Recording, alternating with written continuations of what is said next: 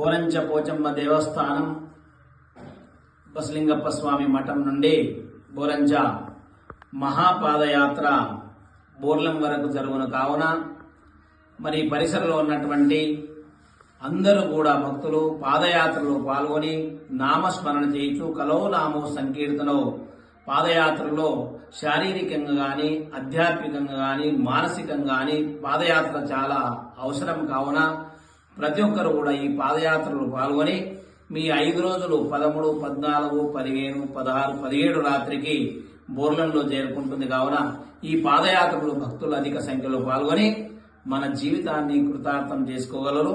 18 నాడు ముగింపు కార్యక్రమం యాత్ర పూర్ణాహుతి కార్యక్రమం అదే ప్రకారంగా మరి బోరంచ భక్తులు మరి పరిసర భక్తులచే బసవస్తోత్ర పారాయణం మరి ఈ కార్యక్రమంలో పాల్గొని మన జీవితాన్ని శివమయంగా చేసుకోవాలి. చలో పాదయాత్ర బోరంచ నుండి బోర్లం వరకు చలో పాదయాత్ర అందరూ పాల్గొనగలరు.